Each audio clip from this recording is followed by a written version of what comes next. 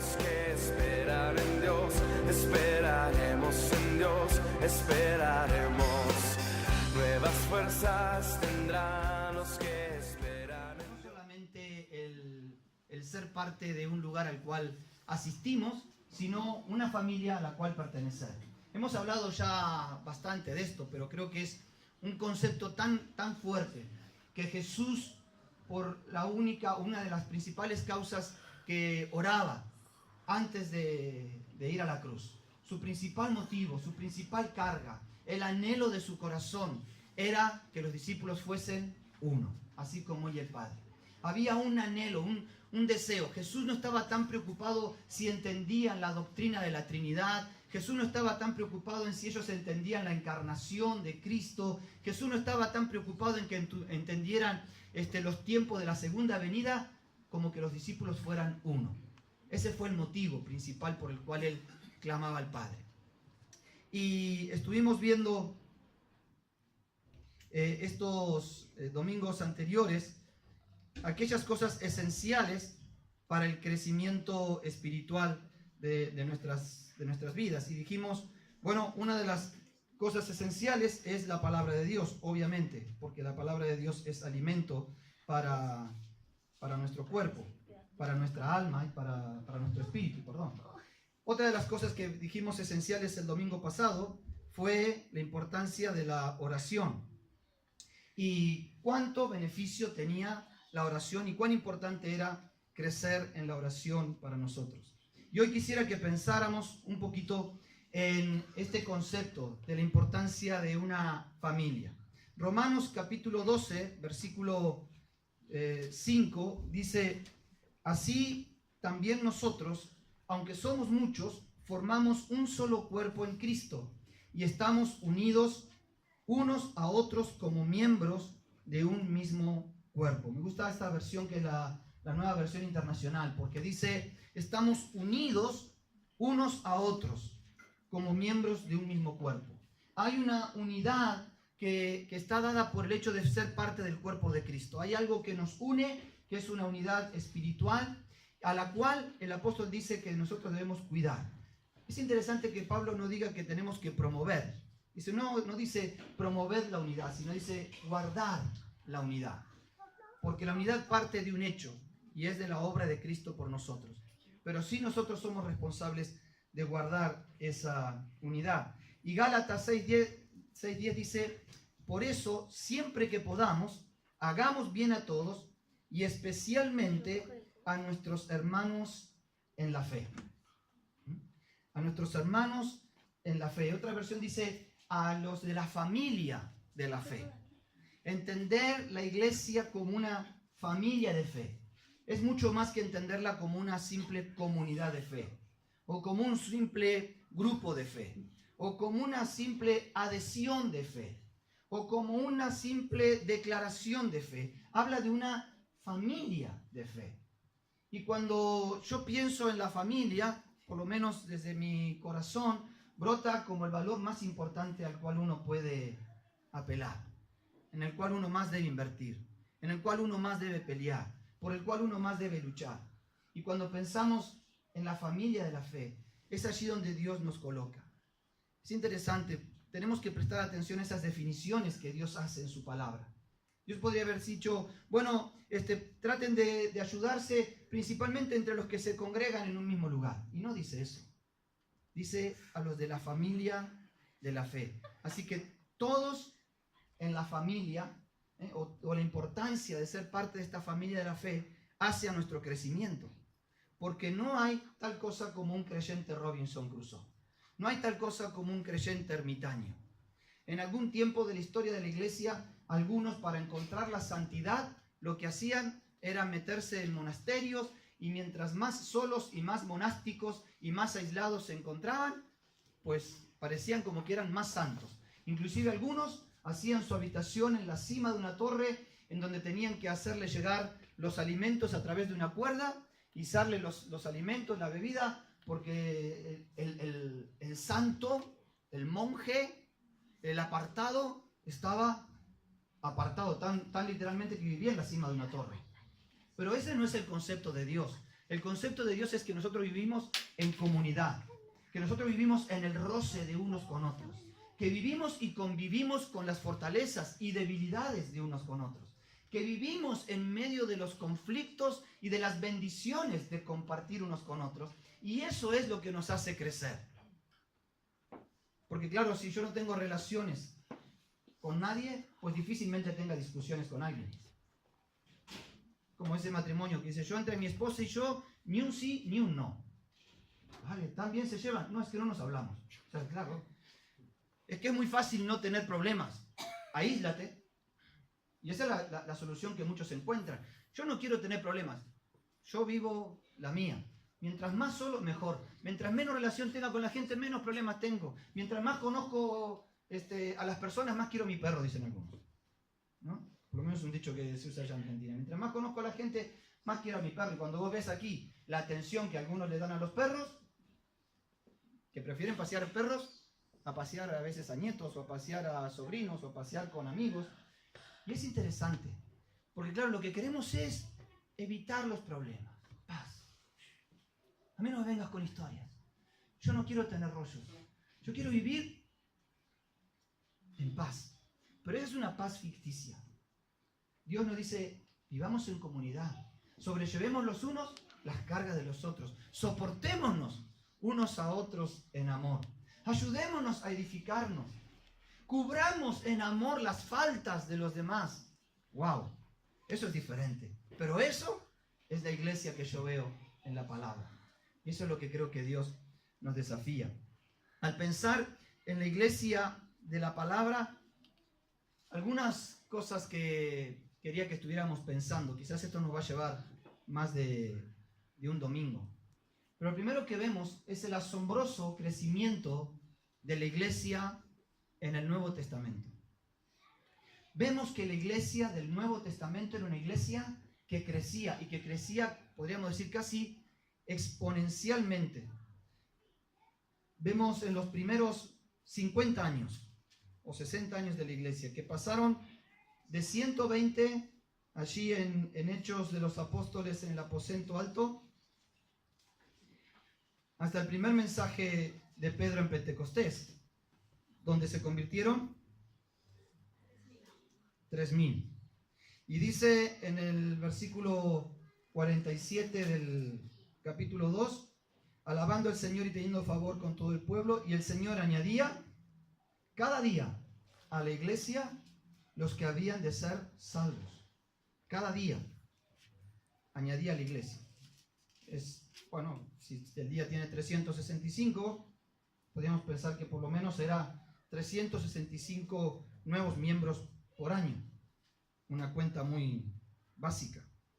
En el capítulo 4, versículo 4, dice, pero muchos de los que habían oído la palabra creyeron, y el número de los varones era como de 5,000. Ahora, ya eran 3,000, ahora 5,000, 8,000, más lo que se añadían cada día. Te vaya haciendo algunos números. Después, capítulo 5, versículo 14, dice, y los que creían en el Señor aumentaban más, gran número, así de hombres como de mujeres. Aquí ya ni le pone cifra, simplemente dice un gran número. Versículo 28,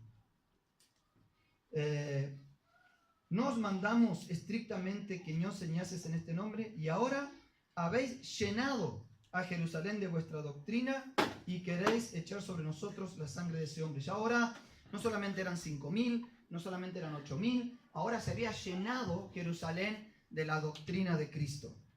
Capítulo 6, versículo 1, dice, en aquellos días, como creciera el número de los discípulos. El número de los discípulos continuaba creciendo, y dice en el versículo 7, y crecía la palabra del Señor, y el número de los discípulos se multiplicaba grandemente en Jerusalén. Y también había muchos de los sacerdotes obedecían a la fe. Ni siquiera dice que se sumaban, dice que se multiplicaban en la fe. Y después en el capítulo 21, versículo 20,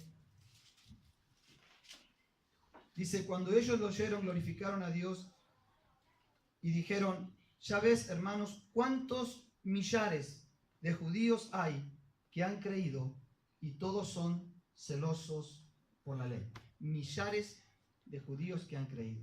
Hay una realidad que nosotros no podemos evadir. El reino de Dios, que es muchas veces diferente a lo que nosotros consideramos iglesia, porque a veces nosotros consideramos iglesia a una institución o a una denominación o a una organización local. Jesús vino a hablar acerca del evangelio del reino.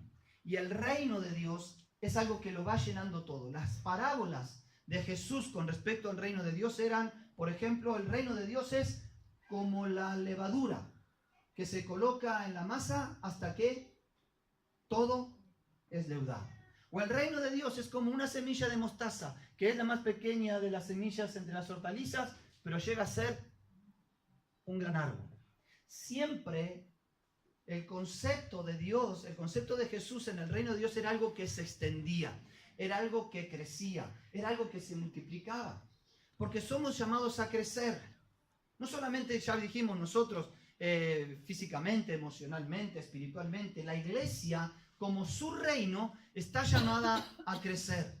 Esto nos lleva a que a veces tenemos que quitar el punto muerto. ¿Sabe lo que implica eso? ¿No? Yo me acuerdo cuando era pequeño y jugaba en el auto de mi papá, en el coche de mi papá. Me sentaba en el volante y ahí, hacía que manejaba y ponía los cambios, pero el motor no estaba en marcha. Ahora, ¿qué ocurre cuando el motor está en marcha? Bueno, pues si está en punto muerto, tú puedes acelerar, ¿no? Y puedes acelerar hasta donde quieras, hasta que el motor reviente. Puedes prender los guiñes, puedes prender las luces, pero hasta que no pones el cambio, hasta que no pones primera, el coche no se mueve. Y si tienes caja automática, entonces ten cuidado a quien dejas con el coche en marcha, porque cualquiera puede poner primera y el coche arrancar. Y creo que a veces hay diferentes tiempos en la iglesia en los cuales hemos visto que necesitamos poner primera, porque el reino de Dios debe avanzar. El reino de los cielos es para los valientes y los valientes lo arrebatan. El reino de los cielos es algo que debe influir. Dice que nosotros somos la luz del mundo, pero la luz no se coloca debajo de una cama, debajo de una mesa, debajo de un almud, sino que se pone en alto para que todos los hombres vean sus buenas obras y glorifiquen a Dios por ello. La sal de nada sirve mientras la guardamos en el salero. Somos llamados a influenciar en cada ámbito en donde estamos y en cada lugar donde vivimos. La iglesia está llamada a crecer porque es un organismo y no una organización. Una organización puede perdurar por años en la misma estructura, con las mismas 4 paredes, con la misma forma, con el mismo esquema organizativo. Una organización no necesita necesariamente crecer, pero un organismo necesita crecer. Si está sano, necesita crecer. Recuerdo cuando con nuestros hijos todos fueron así como bien flaquitos, bien pequeños, bien menuditos. Y siempre era un desafío para nosotros ir al pediatra y decir, ¿está creciendo? ¿No? Y en algún caso hasta nos diagnosticaron en nuestro hijo mayor raquitismo. ¿Por qué llegaron a esa conclusión? Porque vieron que desde el último control hasta el siguiente no había crecido. Y al médico no se le ocurrió decir, bueno, no creció, no importa, no pasa nada, ya crecerá. O quizás no crezca nunca más, hay que conformarse con lo que tienen. El médico diagnosticó que si en esa edad no crecía es porque había un problema.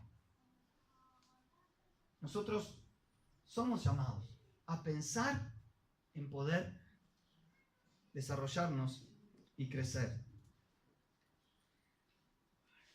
Durante los primeros 25 años, como decíamos, la iglesia pasó de 120 aproximadamente a 60.000 personas.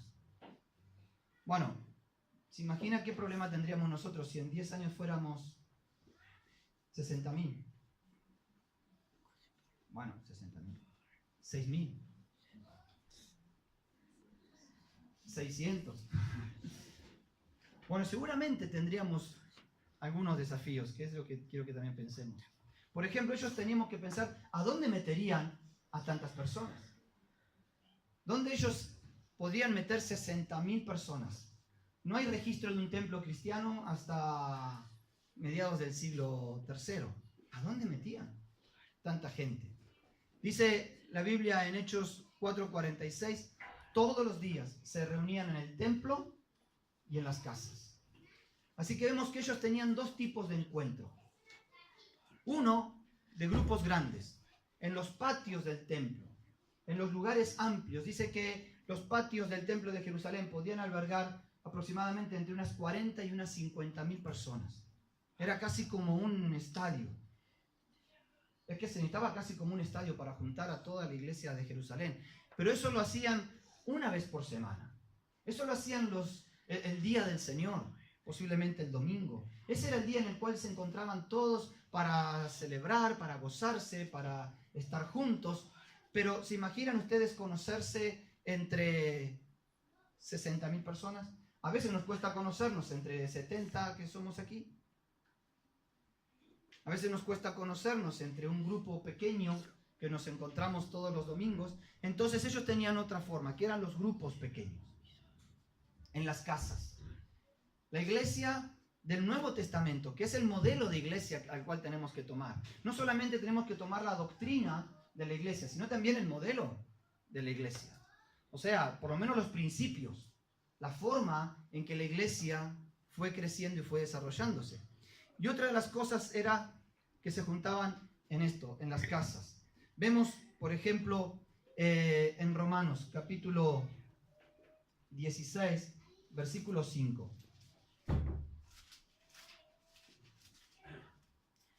Saludad también a la iglesia de su casa. Saludad a Epeneto, amado mío, que es el primer fruto de Acaya para Cristo. Ya el primer fruto de Acaya, de toda una región, el lugar donde se encontraba era en su casa. Bueno, y en Hechos 2:46, que mencionamos recién, nos dice, y perseverando unánime cada día en el templo y partiendo el pan en las casas, comían juntos con alegría y sencillez de corazón. En el capítulo 8, versículo 3, y Saulo asolaba la iglesia, entrando casa por casa, arrastraba a hombres y a mujeres y los entregaba en la cárcel. No es que él había pedido el anuario de la iglesia de Jerusalén y había empezado a visitar a los miembros arrastrándolos. Cuando dice que entraba casa por casa, eran las casas en donde los creyentes se reunían. Era el lugar en donde los creyentes estaban juntos. Allí iba él arrastrando a los cristianos a la cárcel. Capítulo 16, versículo 40. Dice, entonces, saliendo de la cárcel, entraron en casa de Lidia y habiendo visto a los hermanos, le consolaron y se fueron. ¿Qué hacían en la casa de Lidia? ¿Saben lo que hacían en la casa de Lidia? La iglesia hacía sin cesar oración por Pedro. Cuando dice que la iglesia estaba en la casa de Lidia, no tenemos que pensar que Lidia tenía una casa para 50.000 o 60.000 personas. Quizás la casa de Lidia podría ser como la tuya o como la mía, donde entraría un grupo de 6, 7 personas. Quizás en aquel tiempo las casas eran un poco más amplias y entrarían 20, pero no entrarían 60.000. Sin embargo, lo identifica y dice que la iglesia hacía sin cesar oración. Ahora, no era en la reunión de oración del miércoles en el templo, era en la casa de Lidia, donde la gente oraba y donde Pedro era liberado de la cárcel. Bueno, capítulo 20, versículo 20. Y como nada que fuese útil de rehuir y de anunciaros y enseñaros públicamente y por las casas. Pablo no tenía un ministerio que fuera solamente templocéntrico. Pablo no era alguien que solamente enseñaba en el templo. Dice, todo lo que tenía que enseñarles, todo lo que tenía que exhortarles, todo lo que tenía que compartirles, lo hacía en el templo públicamente y también lo hacía en las casas. Así que esto no es una moda, ¿no? No es un movimiento de estos últimos años. Hay una riqueza especial en esto de poder relacionarnos íntimamente con un grupo de creyentes para poder crecer espiritualmente. Ahora suspendimos el tiempo de células porque hay muchos hermanos que viajaron. La verdad es que es un tiempo que voy a extrañar tremendamente, no encontrarme con tantos hermanos. Muchos de ellos que aún todavía no se están congregando. Algunos de ellos ni siquiera han pasado por las aguas del bautismo, pero han conocido al Señor. Están creciendo espiritualmente. Alabamos juntos al Señor, compartimos y la verdad, pero que esto no tiene que ser solo la experiencia de algunos, sino que esto puede ser la experiencia de cada uno de nosotros, sin lugar a dudas. Por eso es que algunas ventajas de esto de encontrarnos en las casas. ¿Por qué es ventajoso? Primero, porque es infinitamente extensible. Es infinitamente extensible. ¿Cuánta gente consideran ustedes que puede entrar en este salón? El otro día estábamos sacando cuentas. Si ponemos sillas, sacamos bancos. Si corremos para aquí, bueno, no hay mucho más para dónde irnos. ¿Cuánta más gente puede entrar en este salón?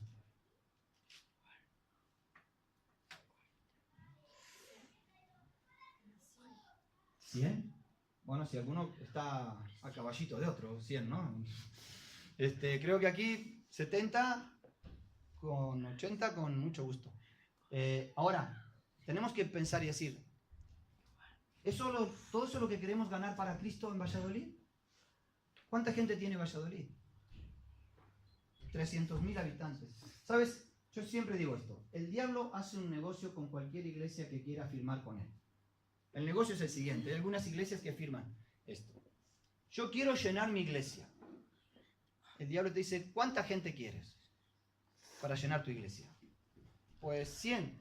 Vale. Pero déjame en paz los otros 299.900. O sea, confórmate con una iglesia llena. Confórmate con un espacio lleno. Confórmate con un salón que esté arrebotado de gente. Yo me acuerdo que en un momento en nuestra congregación en Neuquén, yo pude decir, ¿y cómo estamos? Estamos con la iglesia llena. Claro, entraban 50 personas. O sea, y es una engaña pichanga. ¿Entienden esto? ¿Engaña pichanga? Bueno, eso es un engaño, es un autoengaño, ¿no? Es autoengañarse, decir, no, es que estamos llenos. Pero no es que tenemos que llenar esto, lo que tenemos que llenar es la ciudad. Lo que Dios nos llama a ganar es la ciudad para Cristo. Lo que el Señor nos llama es... Ahora, claro, cuando tú piensas, ¿y qué pasa si de repente somos el doble? Tendremos que cambiar de salón. Algunos ya dicen, no, pues no sé si siempre la solución es esa. Quizás es en el templo y por las casas. Porque mientras tengamos una casa, tenemos un lugar donde reunirnos. Cuando tengamos una casa que tenga un espacio para 5 o 6 personas, allí tenemos un lugar para reunir a 5 o 6 personas de la iglesia. No se necesita muchas más cosas. Es infinitamente extensible. Es geográficamente ilimitado. Nosotros tenemos aquí gente que vive en Mojados, gente que vive en Laguna, gente que vive en La Cisterniga, gente que vive en Cigales, gente que vive en La Overuela, gente que vive... Hasta hay una joven que cada tanto hemos encontrado que vive en Portillo. Claro, quiero decirles, uno entiende que la gente de tan lejos no pueda venir entre semana a una reunión, o a una actividad, o a un culto entre semana. Vivimos atareados, con responsabilidades, lejos. Pues no es necesario venir hasta aquí para juntarse en la semana. Podemos juntarnos en Cigales, en Portillo, en Mojados, en La Cisterniga, en La Overuela, a donde tú quieras. Tu casa queda cerca de tu casa, ¿o no? Así que esto es geográficamente ilimitado. Lo que hoy algunos consideran, no, nosotros somos la iglesia de Arturo Iríes. Tuve que aprender a decir el barrio porque no sabía bien cómo es. Entonces, ¿a dónde está la iglesia? en Arturo Iríez y somos conocidos como la iglesia de Arturo Iríez o de calle Ecuador. Pero imagínense si de repente abrimos nuestras casas y entonces nos preguntarán, ¿cuál es tu iglesia? Pues nuestra iglesia es la de Valladolid, porque tenemos un grupo en la semana que se junta en este barrio, y otro se junta en La Rubia, y otro se junta por Cobaresa, y otros están allí en Circular, o están... ¿Puede verlo usted? El propósito de Dios en poder desarrollarnos. También, juntarnos en nuestras casas es buena mayordomía. Porque todos decimos, todos reconocemos esto. Todo lo que tenemos es del Señor. Hasta que el Señor nos pide lo que tenemos. Abrir mi casa es una forma de decir realmente, Señor, yo reconozco que aún mi casa es tu casa. O estar dispuesto a veces es a llevar a alguien. A mí me gusta cuando hay un hermano que tiene un vehículo y puede llevar a alguien que no lo tiene. Porque es decir, Señor, yo administro este vehículo que es tuyo. Yo administro esta casa que es tuya. Yo administro esto. Pero en realidad, ¿de quién es? Es del Señor. Todo es del Señor.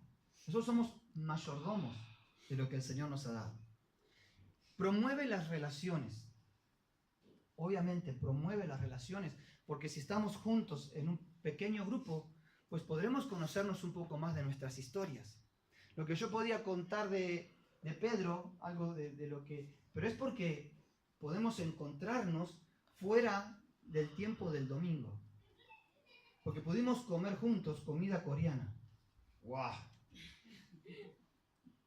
Si va a comer comida coreana, lleve mucha agua. Pero es cuando uno puede compartir, es cuando uno puede hospedar, donde la comunión se va profundizando. La palabra de Dios dice, sed hospedadores. ¿Sabes que no es una sugerencia, ¿no? Dice, hospedaos unos a otros. Porque algunos sin saber, hospedaron ángeles. Y bueno, si no te tocó un ángel, por lo menos habrás hecho el intento, ¿eh? Yo digo, ¿cuándo yo estoy en comunión realmente con alguien?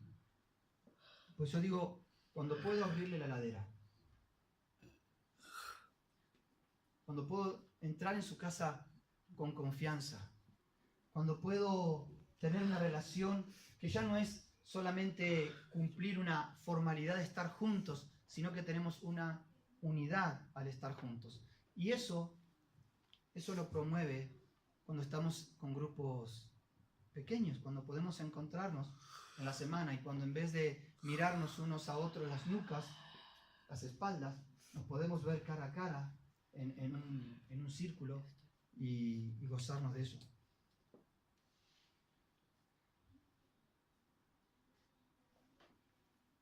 Yo creo que Dios anhela que podamos sentirnos desafiados a esto, a que podamos buscar el lugar, el espacio para estar juntos.